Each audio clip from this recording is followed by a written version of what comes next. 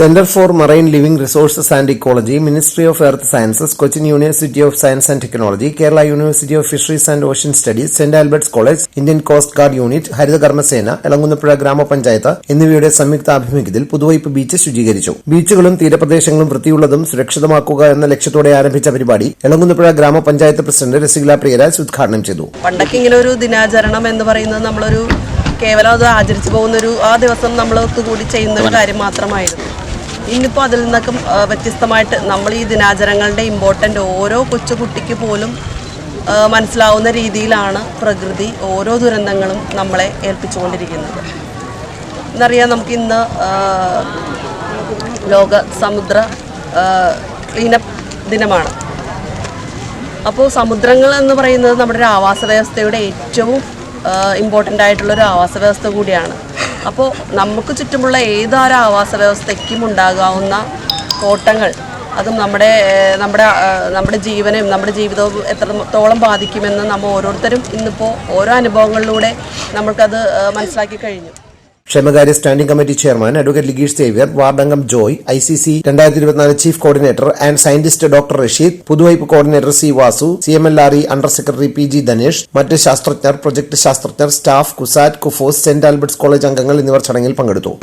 നമുക്കറിയാം, തീരപ്രദേശം സംരക്ഷിക്കേണ്ട ആവശ്യകത കഴിഞ്ഞ ഒരു 3-4 മാസം മുമ്പ് വന്ന ഒരു മെഡിക്കൽ ജേണലിൽ പറയുന്നത്, അതുപോലെ തന്നെ ഇതുമായിട്ട് ബന്ധപ്പെട്ടൊരു പഠനത്തിൽ പറയുന്നത് നമ്മൾ ഭക്ഷിക്കുന്ന മത്സ്യത്തിൽ വരെ മൈക്രോൺ അളവിൽ പ്ലാസ്റ്റിക് കണ്ടെത്തിയിട്ടുള്ളതാണ്. ലക്ഷദ്വീപിൽ ഏറ്റവും കൂടുതൽ അവിടുത്തെ ആളുകൾ അവരുടെ ഒരു ജീവിതോപാധി എന്ന് പറയുന്നത് മത്സ്യബന്ധനമാണ്. അവിടെ ഏറ്റവും കൂടുതൽ ലഭിക്കുന്ന ഒരു മത്സ്യം എന്ന് പറയുന്നത് ട്യൂണയാണ്.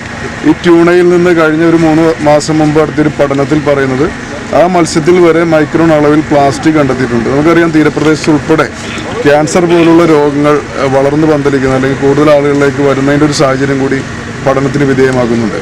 അപ്പോൾ ഇത്തരം സാഹചര്യങ്ങൾ കണക്കിലെടുത്തുകൊണ്ട് തീരപ്രദേശം അതുപോലെ തന്നെ സമുദ്രവും സംരക്ഷിക്കേണ്ട ആവശ്യകത നമുക്കറിയാം. ടൺ കണക്കിന് പ്ലാസ്റ്റിക്കാണ് സമുദ്രത്തിൽ കെട്ടിക്കിടക്കുന്നത്.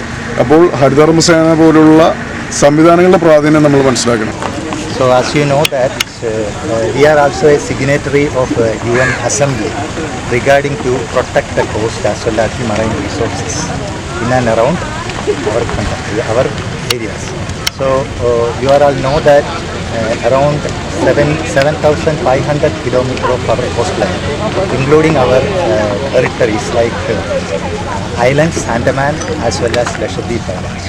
So this is actually a very important area, not only economically but scientifically also very important area of this vast majority of this area, including the natural beaches are there. So why we are conducting this study means we have to identify what is the source of this type of pollution coming into the coastal area. So what is the real locations, whether that is coming from hinterland or from rivers or other type of creeks that is there. So these are all the sources, major this type of plastics and other marine materials are coming into the coast. ബീച്ചിൽ നിന്ന് plastic കുപ്പികൾ, വലക്കഷ്ണങ്ങൾ, ചെരുപ്പുകൾ തുടങ്ങി 750 kilogram മാലിന്യമാണ് സംഘം ശേഖരിച്ചത്.